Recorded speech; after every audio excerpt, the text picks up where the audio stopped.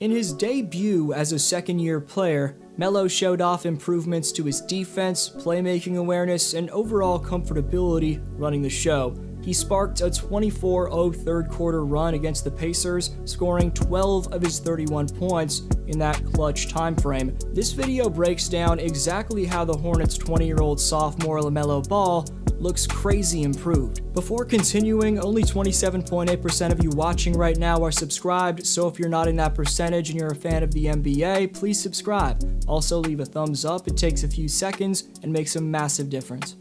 LaMelo's jumper this year looks a lot more polished than it was in his rookie year in terms of his vamped footwork and smoother trigger on his release. He's boosted his ability to read defensive sets, and he's choosing better areas on the floor to pull up from three. Melo's gotten more comfortable shooting 30-foot bombs, so his shooting range is evidently something he put a ton of work into. After getting it back from PJ Washington right here, Melo's got a premier wing defender on him.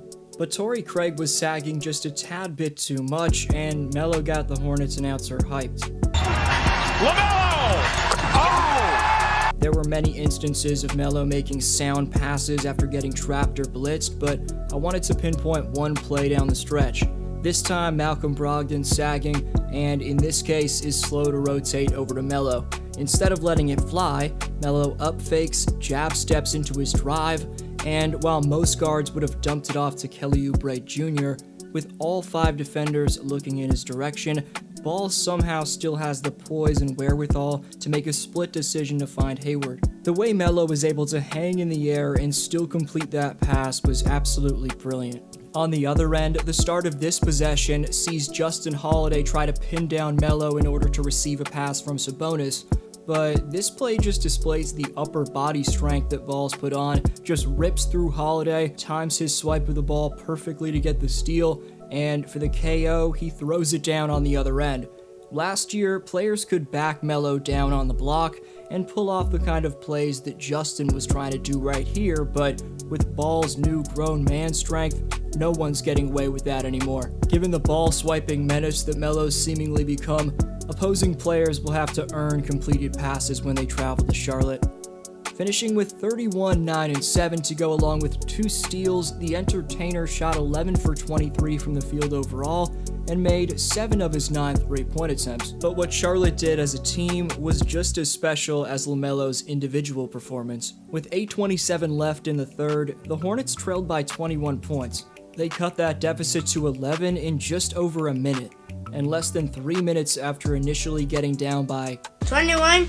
This triple from the Tsunami Poppy gave Buzz City a 1-point lead.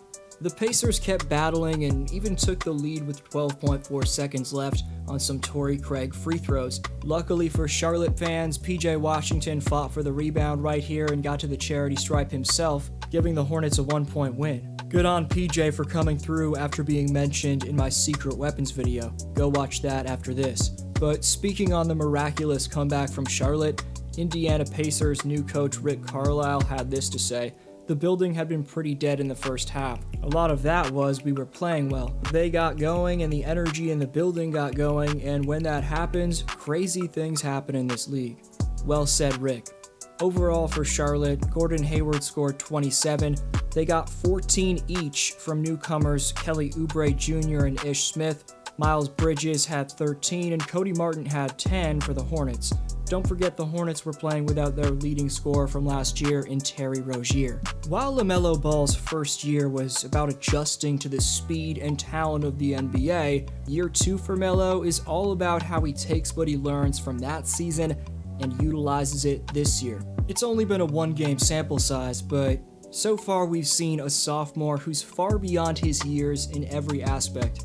He acts older than his age off the court, and his game between the lines is extremely advanced for a guy who just turned 20 years old back in August.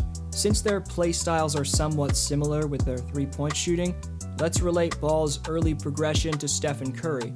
Just think of how long it took Steph to develop into an MVP. It was a full 3 seasons before he took off in year 4, Meanwhile, for Ball, after a Rookie of the Year season and a blistering start to 21-22, he looks ready to take off in only year 2. He got MVP chance at the Hornets home opener last night, and while it'll probably be another few seasons until he's a candidate for the award, those chants just get you envisioning the type of season that Charlotte's point guard could potentially have this year. It's only one game, but it's safe to say Melo's already pulled off the greatest fit of the season with his green-on-green suit as well as his Lambo. Melo owns the moment on and off the court, a quality that, if sustained, could lead the youngest big baller to heights even LeVar couldn't have predicted. Again, it's only one game, so I'm not going to break down too much more, but you can bet this channel's going to be following Melo's progression all season, so help me get to 50K if you're interested in that. Let me know your thoughts on Melo's year 2 debut in the comments. This was D-Flow, you're the best for sticking around, and I'll see you next video.